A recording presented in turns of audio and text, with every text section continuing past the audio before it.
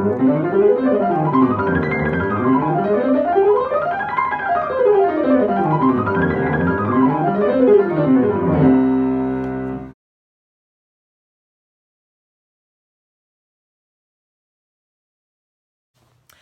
this is Danae, and in today's video I want to share with you my personal warm-up routine that I do every day when I start practicing before I get into the actual pieces. My warm-up routine has actually changed a lot throughout the years. It used to be much longer when I was younger, but now throughout time I've basically selected my personal favorite exercises that work best for me and that I find most effective, because I don't always have half an hour or 1 hour just to warm up. I need to do it faster. So I've selected my personal favorites, and this is what I'm going to show you today. It is always very important to warm up, especially if you're playing technically demanding stuff. You can kind of compare it to running a marathon. You wouldn't do that without doing any warm-up before, and it's the same when you play the piano. You can definitely injure and badly hurt yourself if you just dive into the very hard repertoire without warming up. So I would definitely recommend warming up on an everyday basis and doing at least some little exercises before you start playing the piece, even if you don't have that much time. In addition to warming up, another thing that I do to make sure that my muscles and arms and fingers feel good and fit is I stretch and take practice breaks. So I stretch like this, for example, like this. But this is something that I'm not going to focus on in this video. This video is all about just the warming up exercises. The very first thing that I do every day when I sit down at the piano is the following exercise.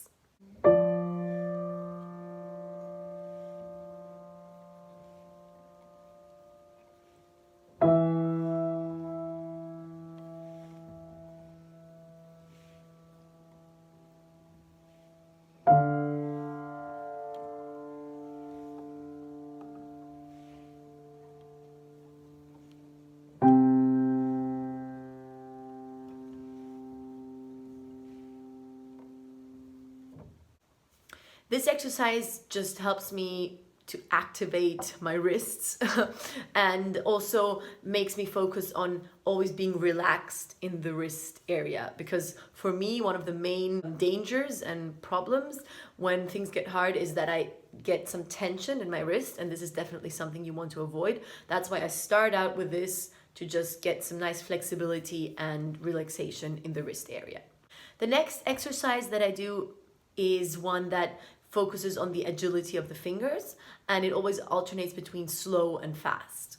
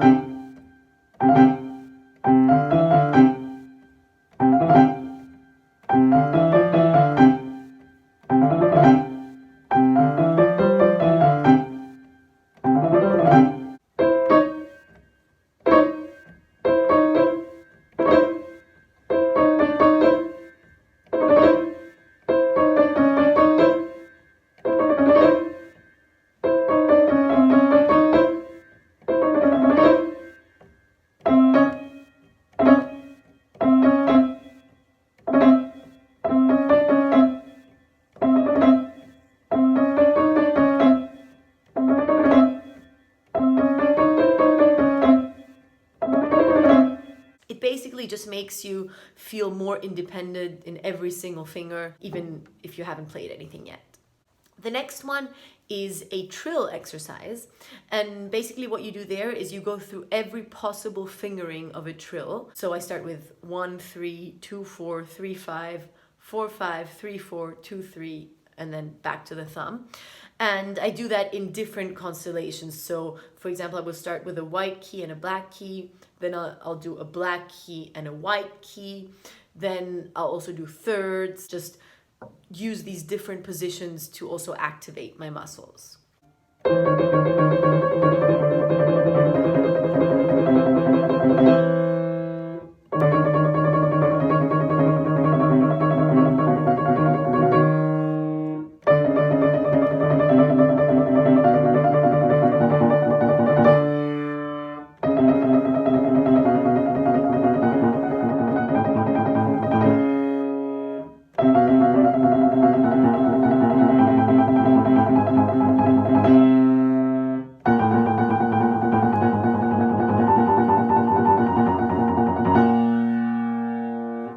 next exercise is also gearing towards creating that independence between the fingers, because in the end it's all about having a great independence. This is one where I press one key and all fingers should be relaxed, and only the finger that is playing another key repeatedly is the only one that should be active.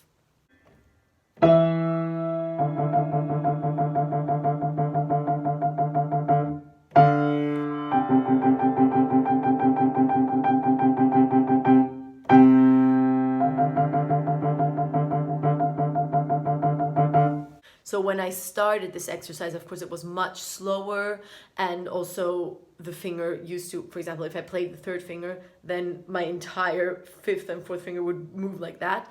Now I've kind of come to the point where I play the third finger and then the fifth finger is kind of relaxed and I just move the fourth one. And after these exercises, I start with some scale exercises. Something that I try to do is play a different scale every day. Often if I play a piece that is in a certain key and that has many scales, I choose that key and repeat that for 2 or 3 days. Or if I'm playing it in concert, on the concert day, I will practice that scale.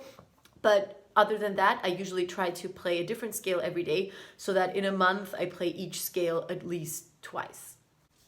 So today I chose C minor, and all the exercises for the scales will be in C minor. When playing scales, the most difficult moment is when your thumb goes under the other fingers, and to create an even scale, you have to create this transition very evenly. That's the hardest bit. So the exercises all focus on that moment. So my first exercise is the one where I play the thumb separately and then the other fingers together while moving my wrist up and down.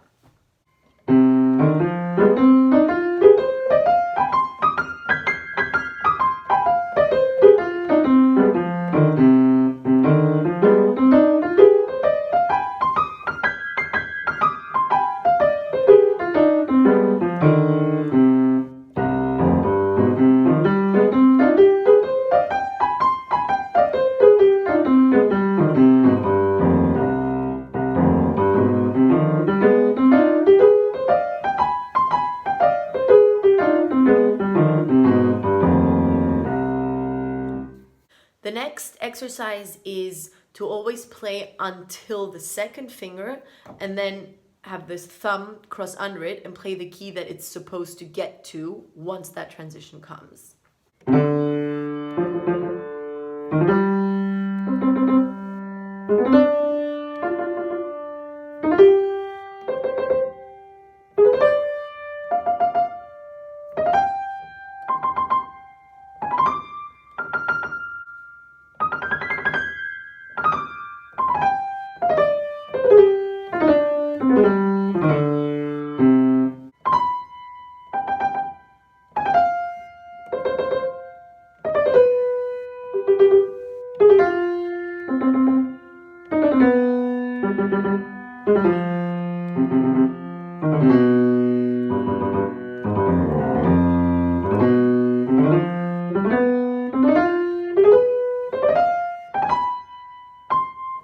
So the next exercise that I do is play the scale slowly for 1 octave, then double tempo for 2 octaves, then triple tempo for 3, and then 4 times for 4 octaves.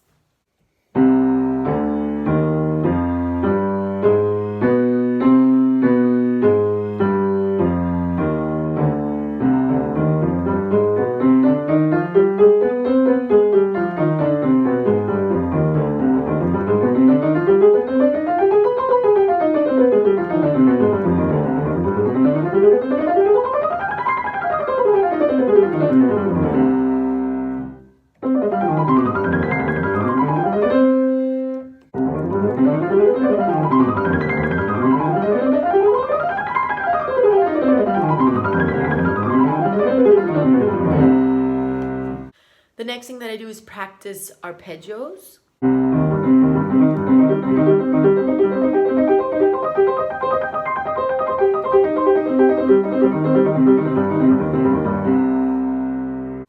And again, while playing arpeggios, especially ones that go over several octaves, The difficult bit is when the thumb goes underneath the other fingers and again creating that transition in a smooth way. So all my exercises are geared towards that.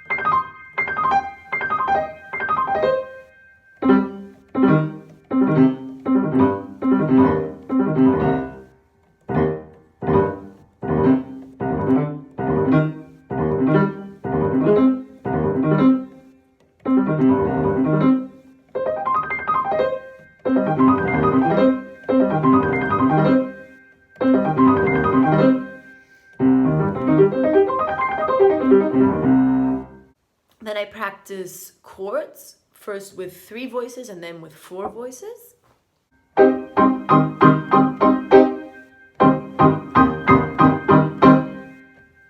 And in the end, I practice the chromatic scale. First, playing the same notes in both hands.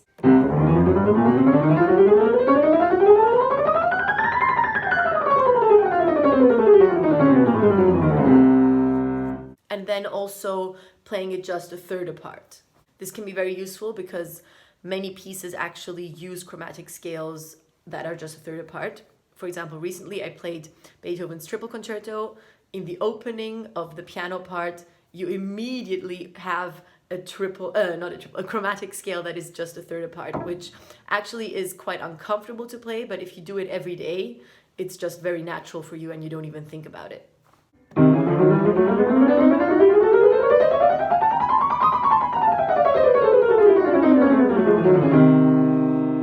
And then in the very end, I try to stretch my fingers, so I play the biggest possible interval that I can actually play, which for me is 11 keys. So I'll play C, F, D, G, and so on.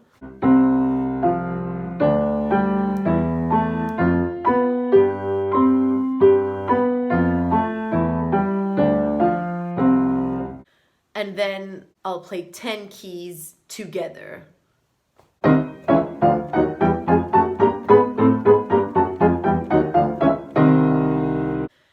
So this is my warm-up routine. I really hope you enjoyed it and got some useful exercises for you that you might want to try out. Also, it's important to keep in mind that when I started out these exercises, of course I was playing them much slower, and only because I've repeated them for years and years and years is it comfortable for me to play them quite fast already when I wake up and begin.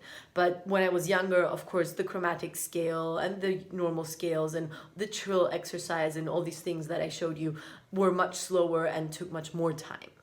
But like with all things, the key here is repetition and consistency, just doing it every day, doing it again and again, and it's going to become easier and feel more comfortable, and in the end, it's just going to be very natural for you. And if you have any other exercises that you do that I didn't mention but that you find very helpful, please let me know about them, and I hope to see you again soon. Bye!